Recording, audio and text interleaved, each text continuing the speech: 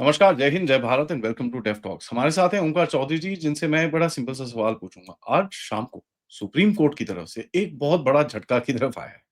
ओंकार जी, झटके के बारे में बात करेंगे। पहले सर प्रणाम, नमस्कार, थैंक यू आपने टाइम निकाला।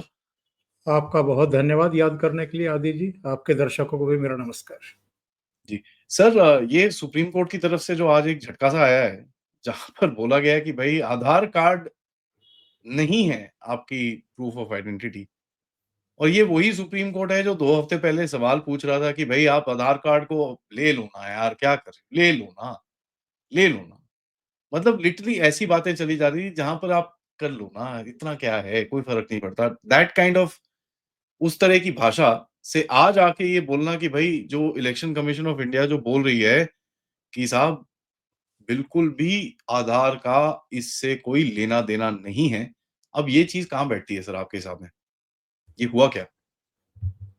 देखिए, मुझे 7 साल पहले जो सुप्रीम कोर्ट ने व्यवस्थाएँ दी थी, वो याद आ रही है। उसका लिंक मैंने अभी ढूँढ करके निकाला जब आपके शो में बैठ रहा था।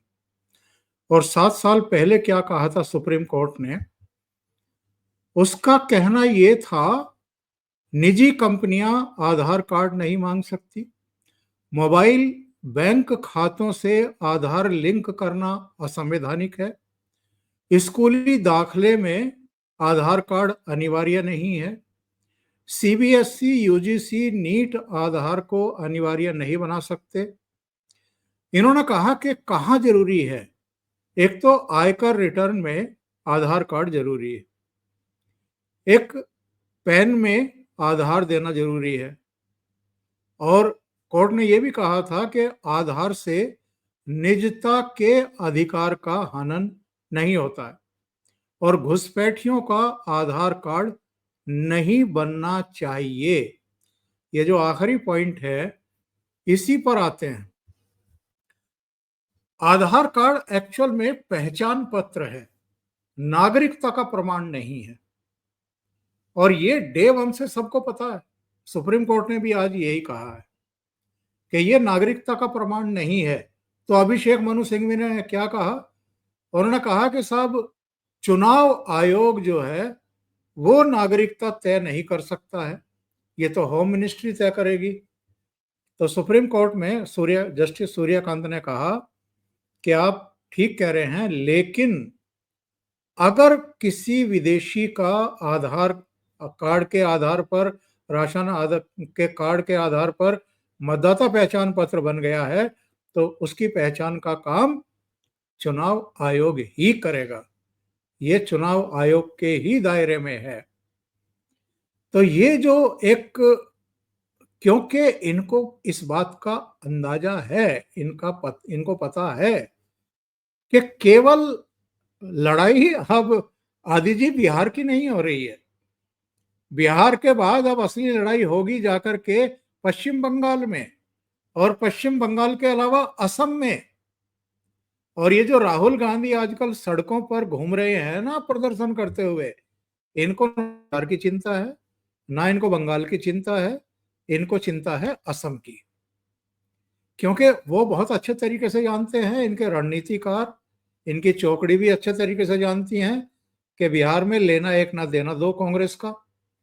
पश्चिम बंगाल में कोई मतलब ही नहीं है, दूर दूर तक भी नहीं है। वहां तो लड़ाई ही टीएमसी के बीच में और भारतीय जनता पार्टी के बीच में होनी है, बाकी का कोई किस्सा ही नहीं है। तो 2 बार से वहां बीजेपी की सरकार है। पहले सोनोवाल साहब चीफ मिनिस्टर थे असम में, और पिछले 5 साल से अब हिमंता बिस्वा शर्मा है।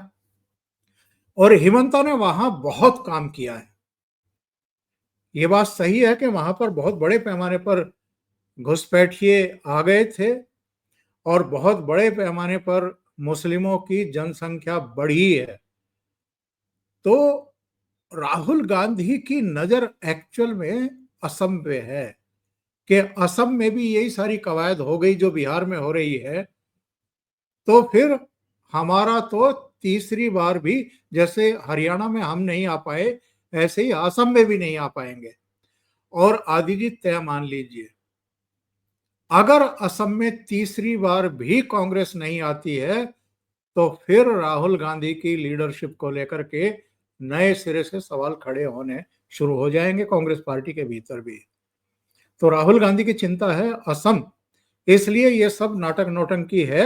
इनको पता है कि आधार और राशन कार्ड के बेस पर भी बड़ी दरिया दिली दिखाते हुए पश्चिम बंगाल में लोगों के मतदाता पहचान पत्र बने हैं और उनमें घुसपैठिए बहुत बड़ी संख्या में। एक अनुमान तो ये लगाया जा रहा है कि ये 1.5 से 2 करोड़ हो सकते हैं पश्चिम बंगाल में। बिहार में तो 65 लाख ही हटाए गए हैं, वहां पर ये 150-2 करोड़ हो सकते हैं, जिनमें जो मृत हैं वो भी हैं जिनके नाम नहीं हटाए गए, जो पश्चिम बंगाल से शिफ्ट हो गए, अपने गांव से शहर में आ गए, वहां भी बनवा लिए, गांव वाला रद्द नहीं किया। इसके अलावा डबल पहचान पत्र, डबल 2 जगह उनके पहचान पत्र हैं, बहुत सारे जो पश्चिम बंगाल छोड़ करके शिफ्ट हो चुके हैं, उनके नाम भी नहीं कटे हैं। और जब इन घुसपैठियों की पहचान होगी और फिर से जो एक नया अभियान शुरू होगा वहां पर, उसको लेकर के राहुल गांधी कम, ममता बनर्जी ज्यादा चिंतित हैं। इसलिए आपने देखा होगा महुआ मोइत्रा से लेकर के और इनके कई सांसद जो हैं वो बेहोश होने का नाटक नौटंकी कर रहे थे कल। तो ये लंबा मामला है, लंबे समय तक चलेगा। और थैंक गॉड, बुरी घटना थी, बहुत बुरी घटना थी, उसको याद करना या वैसी घटना फिर से हो ऐसा सोचना भी मुझे लगता है कि पाप है। पहलगाम में जो घटना हुई है उसने, मुझे लगता है कि वो टर्निंग पॉइंट साबित हुई। और उसके बाद जो अमित शाह का डंडा चला है घुसपैठियों पर भी, पाकिस्तानियों पर भी, बांग्लादेशियों पर भी, रोहिंग्याज पर, नेपालियों पर, जितने घुसपैठिए तो सबको उठा उठा करके जिस तरीके से उनकी सरहदों में फेंका गया है, उससे इनके पेट में दर्द है, ऑलरेडी शुरू हो चुका था। और अब ऊपर से ये एसआईआर शुरू हुआ जिसमें बहुत हद तक तस्वीर क्लियर हो चुकी है। अब अभिषेक मनु संघवी, कपिल सिब्बल, कुछ और वकील, ये जिस तरीके से खड़े किए गए और वहां जिस तरह के तर्क दिए जा रहे, आज एक अजीबोगरीब तर्क और भी दिया गया है। कहा गया जी 12 लोग ऐसे पकड़ में आए हैं जिनको मृत घोषित कर दिया गया। तो इसमें जो बचाव पक्ष का वकील है, जो चुनाव आयोग का वकील है, उसने भी कहा कि जब इतनी बड़ी कवायद होती है, 7-8 करोड़ मतदाताओं की जब सत्यापन का काम चलता है, तो 2-4, 10-5, 10-20 जो है वो त्रुटियां होती हैं।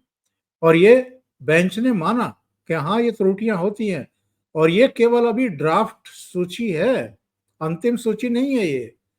जो जिनके मृत के नाम अभी रह गए हैं उनके परिजन कह सकते हैं, जैसे आप लेकर के आए 12 नाम, ऐसे वो भी चुनाव आयोग के पास जा सकते हैं बीएलए के जरिए, तो उनको हटा दिया जाएगा। या जो जिंदा हैं और उनको मृत घोषित कर दिया गया है उनको फिर से जिंदा कर दिया जाएगा। इसमें क्या दिक्कत है? अभी अंतिम सूची कहाँ प्रकाशित हुई है? तो ये लोग एक्चुअल में लग ये रहा है कि इरिलीवेंट होने के डर से, और चूंकि इसी पर ये लोग खेल करते रहे हैं, 65 लाख संख्या कोई छोटी मोटी संख्या नहीं है। या पश्चिम बंगाल में जब आप जाएंगे, अगर ये 1.5-2 करोड़ या 2.5 करोड़ तक फेक मतदाता मिल गए या जिनके नाम नहीं हटाए गए ऐसे मिल गए, तो आप समझ लीजिए कि कितना बड़ा खेल वहां भी चल रहा है। तो ये इनके एग्जिस्टेंस की लड़ाई है। इनको लग रहा है कि अगर ये वाकई पाक साफ हो गया सब कुछ और एक सच्ची सूची सामने आ गई, तो भाई ये तो लंबे समय के लिए गए और फिर उसके बाद इनका खेल खत्म। वो तो बहुत ही बढ़िया है सर, लेकिन जो सबसे बड़ी चीज़ मेरे को दिखती है कि इतना इन लोगों ने ये जो प्रोटेस्ट वोटेस्ट कर रखा है वोटर सूची पे ये वो, आज एक बड़ी इंटरेस्टिंग सी चीज़ निकली सर। जो मिंता देवी के ऊपर, जबकि ये सबने जो टी-शर्ट वी-शर्ट पहनी हुई थी, मिंता देवी के बारे में सबने ट्वीट करा कि भई ये तो 124 साल की है, ये है, वो है। उसमें एक गलती है, वो 34 साल की है, ठीक है? और वो लेडी भी मिल गई, ठीक है? और कहती है इन उसके बारे में इन लोगों ने बड़ा वो लगाया कि भई ये फेक प्रोटेस्ट है, ये है, वो है। पूरा वो सब कच्चा करा इन लोगों ने। वो पूरा मतलब फेक, खत्म। क्या फेक नहीं है? आप ये देखिए ना कि चुनाव आयोग ने इनसे कहा कि जो प्रेजेंटेशन आपने 1 सवा घंटा दिया है बेंगलुरु में खड़ा होकर के, वो सारे डॉक्यूमेंट हमें जमा कर दीजिए। और इसमें जितने नाम आपने लिए हैं, जिनके उदाहरण आपने दिए हैं, उन सब की वेरिफिकेशन करा ली गई है, कराई जा रही है और सारी बातें मिथ्या हैं, झूठ हैं, असत्य है। जो भी आप फैला रहे हैं वो गलत है। एक जो श्रीवास्तव जी या क्या नाम थे, वो जो लखनऊ के मूल निवासी हैं, कि ये 3 राज्यों में उनका नाम है। वेबसाइट पर जाकर के जब देखते हैं तो वो केवल एक जगह एग्जिस्ट कर रहे हैं बेंगलुरु में, बाकी जगह उनका नाम ही नहीं है। यानी उनके पुराने पहचान पत्र कहीं से उन्होंने प्राप्त किए होंगे और उसके आधार पर ये फेक नैरेटिव चला रहे थे।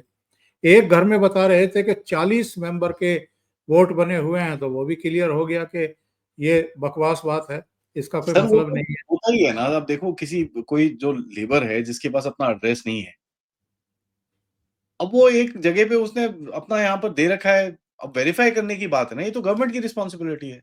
बिल्कुल। तो ये चुनाव आयोग को बदनाम कर और क्यों किया जा रहा है? क्योंकि एक बड़ा साफ-सुथरा वातावरण बनाने और दोष रहित मतदाता सूची बनाने, उस कवायद में पूरा तंत्र इस समय लगा हुआ है। अच्छा, इनको कहा गया था, जयराम रमेश को एक चिट्ठी भेजी गई थी, कल जब ये प्रदर्शन कर रहे थे कि 12 बजे 30 लोगों का, 30 सांसदों का एक डेलीगेशन आ जाए मिलने के लिए। नहीं गए। अब आप देखिए, जब ये प्रेजेंटेशन दे रहे थे बेंगलुरु में, अकेले हीरो बने हुए थे। यहाँ भी 24 विपक्षी दलों को बुला करके शाम को डिनर कराया।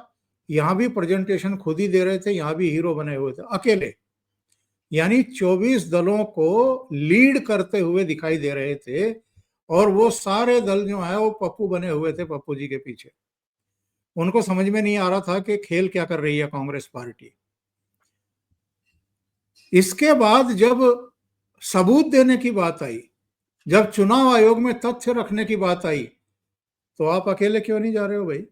आप 300 लोगों को जाकर के मार्च करते हुए क्यों जा रहे हो? एक सीन क्रिएट क्यों कर रहे हो? अकेले जाने की हिम्मत नहीं है क्या? फेस नहीं कर सकते क्या चुनाव आयोग को? तो आप इतना जो ड्रामा कर रहे हो, चुनाव आयोग पर मैच फिक्सिंग का आरोप लगा रहे हो, पता है इन्होंने क्या किया है? आपको तो जानकारी होगी, दर्शकों में बहुतों को जानकारी ना हो। इन्होंने देश की 13 भाषाओं में जो प्रकाशित होते हैं समाचार पत्र, 16 अखबारों में इन्होंने लेख लिखे कि मैच फिक्सिंग हो रही है चुनाव आयोग और भारतीय जनता पार्टी के बीच में। इसी तरह अपनी मम्मी से एक लेख लिखवाया इन्होंने, मतलब अपनी मम्मी के नाम से लेख छपवाया और अपने नाम से लेख छपवाया। वो लिखा किसने होगा, ये तो जांच का विषय है। अब ये हस्ताक्षर क्यों नहीं कर रहे, एफिडेविट दाखिल क्यों नहीं कर रहे, दस्तावेज क्यों नहीं प्रस्तुत कर रहे, आए बाएं साएं क्यों कर रहे हैं? क्योंकि मैं ये देख रहा था कि जन प्रतिनिधित्व अधिनियम 1950 की धारा 31 और जो बीएनएस बनी है नई, जो ये बनी है 2023, इसकी धारा 227, इन दोनों के तहत ये दंडनीय अपराध है अगर आपके दस्तावेज झूठे साबित हो जाए और आपको कारावास यानी आपको जेल हो जाएगी।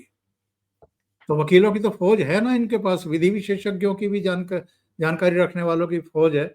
उन्होंने कहा होगा कि ये हरकत कर मत देना, यानी एफिडेविट दे मत देना सिग्नेचर करके। तो इसलिए राहुल गांधी की समझ में आ रहा है कि फंस चुके हैं वो, अब ड्रामेबाजी कर रहे हैं। 3 राज्यों के सीईओ, हरियाणा, महाराष्ट्र, कर्नाटक, उन्होंने इनको नोटिस इशू किए हैं, प्रेम पत्र भेजे हैं कि आप जवाब दीजिए प्लीज। आपने महाराष्ट्र में भी कहा है कि फेक वोट के जरिए बीजेपी ने चुनाव जीता, आपने महाराष्ट्र के बारे में भी यही कहा है, आप कर्नाटक के महादेवपुरा का भी लेकर के चले आए। अच्छा, वहां पर जिस इनके मंत्री ने हिम्मत की है कहने की, राजन्ना, के साहब जब ये सत्यापन हो रहा था, क्या हम सो रहे थे? तो उस समय हम क्यों नहीं बोले, या हमने वो ठीक क्यों नहीं कराई? और कांग्रेस की ही सरकार थी जब ये सब दुरुस्त की जा रही थी सूची, तो तब हम खामोश क्यों थे? उन पर प्रेशर ऊपर से डाला गया, बताया गया कि साहब आप मंत्री नहीं रह सकते। वो रेजिग्नेशन दे रहे थे। राहुल गांधी ने सिद्धारमैया से कहा कि इनको बर्खास्त करिए, और अब वो पार्टी में भी नहीं है, उनको बर्खास्त कर दिया गया। यानी जो सच बोलेगा और जो राहुल गांधी के झूठे नैरेटिव की पोल खोलेगा, वो पार्टी में भी नहीं रह सकता, मंत्री भी नहीं रह सकता। तो पार्टी के भीतर कितना लोकतंत्र है, संवैधानिक संस्थाओं का ये कितना सम्मान करते हैं, और जेब में लेकर के वो संविधान की किताब लेकर के चलते हैं, उसको हवा में लहराते हैं। तो इससे पता चलता है कि अभी कुछ समय पहले मैं एक प्रोग्राम कर रहा था भाऊ के साथ। उन्होंने कहा कि राहुल गांधी बन गए हैं फिदायीन, वो अपनी पार्टी को भी उड़ा रहे हैं, और जो उनके साथ खड़े हुए हैं वो उनको भी किसी लायक छोड़ेंगे नहीं। अब तो देश को चिंता ये होनी चाहिए कि इस देश में विपक्ष नाम की चीज बचेगी या नहीं बचेगी, क्योंकि जो इनके साथ खड़ा होगा ये उसे भी उड़ा देंगे। सर एक आखिरी सवाल मैं पूछूंगा इसके ऊपर। अभी आज पार्लियामेंट में क्या हुआ सर? देखिए पार्लियामेंट में ये लोग आए, वहां पर हंगामा करा, पेपर को फाड़े, चेयर की तरफ फेंक दिया, उसमें भी डांट पड़ी इन सबको। तो ये तो मतलब एकदम कुछ मेरे को दिखता नहीं, बस कुछ हल्ला करो, और पार्लियामेंट अब हो गया जी 18 तारीख तक बंद। तो इनका वो भी जो एक एक पूरा था, पर्चा था कि भई हम कुछ करेंगे, वो भी खत्म हो गया, क्योंकि पार्लियामेंट अगर 18 तारीख तक बंद है, तो आपको भी पता है सर, जितने वो बड़े-बड़े लोग हैं, वो आज शाम को जहाज़ों में बैठ के सब वापस चले जाएँगे, ठीक है? ये जितनी प्रोटेस्ट रैली है, उसमें लोग कम हो जाएँगे, वैसे ही 20-50 हैं, वो भी कम हो जाएँगे। तो ये इनका क्या प्लान आगे दिखता है आपको? क्योंकि नहीं, एक जो डर है सड़क के ऊपर, तब तब तक तो आप ये प्रदर्शन भी स्थगित रहेगा ना। हाँ, तब तक तो ये, और इस बीच तो प्रधानमंत्री का लाल किले से भाषण भी होना है, और वो किस किस को नापेंगे इस बार भाषण में, ये देखना बड़ा दिलचस्प होगा। उसमें अमेरिका से लेकर के, ट्रंप से लेकर के, और जो विपक्ष है, और जो एक साजिश रची जा रही है उनकी सरकार को अस्थिर करने की या भारत पर अटैक करने की, मुझे लगता है कि इस बार मोदी जी शायद बोलेंगे। शायद मैं इसलिए कह रहा हूं कि उनके बारे में विश्वास के साथ कुछ कहा नहीं जा सकता। एक बात हमने नोट की है, आपने नोट की है, कि डोनाल्ड ट्रंप ने राष्ट्रपति पुतिन तक को पागल कहा इस बीच। उन्होंने फ्रांस के राष्ट्रपति का नाम लेकर के उनके बारे में भी अभद्र टिप्पणियां की। दुनिया के कई देशों के राष्ट्र प्रमुखों के बारे में वो इस तरह की टिप्पणी कर चुके हैं, लेकिन अभी तक मोदी जी का नाम नहीं उन्होंने लिया। उन्होंने भारत का नाम जरूर लिया है, लेकिन मोदी जी पर डायरेक्ट अटैक अभी तक उन्होंने किया नहीं। तो दोनों के बीच में अभी थोड़ी सी पर्दादारी, थोड़ा सा लिहाज है। हाँ, ईगो फाइट लग रही है, ये ज्यादा है। तो अब देखना ये होगा कि 15 अगस्त को मोदी जी क्या करते हैं। अब जो आपका सवाल है वो, कि ये जो हा हुल्ला करते हैं, ये जो माहौल बनाने की कोशिश कर रहे हैं, जिस तरफ ये पूरे सिस्टम को ले जाने की कोशिश कर रहे हैं, जो परसेप्शन क्रिएट करने की कोशिश कर रहे हैं, तो आदि जी, हम सब जानते हैं 2015 असहिष्णुता, देश में असहिष्णुता बढ़ रही है, इनटॉलरेंस बढ़ रही है, जिस पर एक प्रोग्राम में अनुपम खेर फट पड़े थे, और उसमें कोई जस्टिस बैठे हुए थे जिन्होंने कुछ टिप्पणी कर दी थी, वो बड़ा वायरल हुआ था। 2016 में इन्होंने कहा था कि ये नोटबंदी, ये डी मोनेटाइजेशन इसलिए किया गया ताकि अडानी को फायदा पहुंचाया जा सके। 2017 में इन्होंने कहा कि जो सर्जिकल स्ट्राइक की गई है ये फेक है, इसका सबूत चाहिए हमें। 2018 में इन्होंने कहा कि साहब राफेल डील तो मोदी जी अंबानी को, अपने मित्र अनिल अंबानी की जेब में 30,000 करोड़ डालने के लिए कर रहे हैं। चौकीदार चोर है, कभी नारा उछाला था इन्होंने उस और उस पर तो खैर गलत बयानी पर जो इन्होंने बाहर एक बार कह दिया था कि अब तो सुप्रीम कोर्ट ने भी मान लिया कि चौकीदार चोर है, उस पर इनको माफी मांगनी पड़ी थी। 2019 में फरवरी में जब पुलवामा में सीआरपीएफ के जवानों पर अटैक हुआ और 40 हमारे जवान वीरगति को प्राप्त हुए, तो भी कांग्रेस और राहुल गांधी ओछी राजनीति करने से बाज नहीं आए। इन्होंने यहां तक कह दिया कि मोदी जी ने ही करवाया है चुनाव जीतने के लिए। 2020 में इन्होंने ये आरोप लगाया कि दिल्ली में दंगे जो हैं वो कपिल मिश्रा और हिंदुओं ने मिलकर के कराए थे, जबकि उसमें ताहिर हुसैन और कई दूसरे लोग जो हैं वो पाए गए और उनको अभी तक जमानत भी नहीं मिली है। फिर 2021 में जब वो 13 महीने का आंदोलन चल रहा था दिल्ली में, तो इन्होंने कहा कि मोदी जी किसानों को मार रहे हैं, किसानों को बर्बाद कर दिया है। 2022 में इनको अचानक लगा कि लोकतंत्र खतरे में है और 2022 का वो साल रहा जब उत्तर प्रदेश जैसे महत्वपूर्ण राज्य में विधानसभा चुनाव हो रहा था। उत्तर प्रदेश, उत्तराखंड, पंजाब, मणिपुर, गोवा और लेट उसमें साल के आखिर में गुजरात और हिमाचल, तो तब लोकतंत्र अचानक खतरे में दिखाई दिया। अच्छा, 2023 में उन्होंने कहा कि देश में अल्पसंख्यक जो है वो सुरक्षित नहीं है, सेफ नहीं है। 2024 में जब लोकसभा चुनाव होने वाले थे तो संविधान खतरे में दिखाई देने लगा इनको, और इन्होंने कहा कि 400 सीटें इसलिए मांगी जा रही हैं क्योंकि ये संविधान बदलेंगे, ये आरक्षण छीनेंगे और तमाम तरह का एक मिस परसेप्शन जो है वो इन्होंने बनाने की कोशिश की और उसका नुकसान बीजेपी को कई राज्यों में हुआ। और 2025 जब हम बात कर रहे हैं, इन्होंने डोनाल्ड ट्रंप ने जो चिढ़ में कहा था कि रसिया और भारत की डेड इकोनॉमी है और आई डोंट केयर, तो इन्होंने भारत की इकोनॉमी को डेड इकोनॉमी बता दिया, वोट चोरी का आरोप लगा दिया, मैच फिक्सिंग का आरोप लगा दिया और चुनाव आयोग पर लगातार अटैक कर रहे हैं। तो जब से मोदी जी बने हैं कोई साल ऐसा गया नहीं है आदि जी जब किसी न किसी मुद्दे को लेकर के इन्होंने अटैक ना किए हों और इस लुटियन मीडिया के जरिए और इकोसिस्टम के जरिए देश और विदेश में उनकी सत्ता को, इनकी सरकार को बदनाम करने की कोशिश ना की हो। सही बात है सर। एक्चुअली आपने एकदम पते की बात बोली है। तो ये भी मतलब एक वैसे ही साल जाएगा जब ये थोड़ा-सा मौसम थोड़ा ठंडा होगा, थोड़ा-सा प्रोटेस्ट-वोटेस्ट हो जाएगा, चलो ठीक है, ओके। चलो, चलिए सर, देखते हैं क्या करने की कोशिश करते हैं और कितने सक्सेसफुल होते हैं। थैंक यू सर, आपने अपना समय दिया। बहुत-बहुत धन्यवाद। आपका विश्लेषण बड़ा हमेशा सटीक रहता है और आपकी हमारी ऑडियंस को बड़ा पसंद आता है। ऑडियंस से थैंक यू। सबसे रिक्वेस्ट है, लाइक करिए, सब्सक्राइब करिए और चैनल को सपोर्ट ज़रूर करते रहिएगा। नमस्कार। नमस्कार।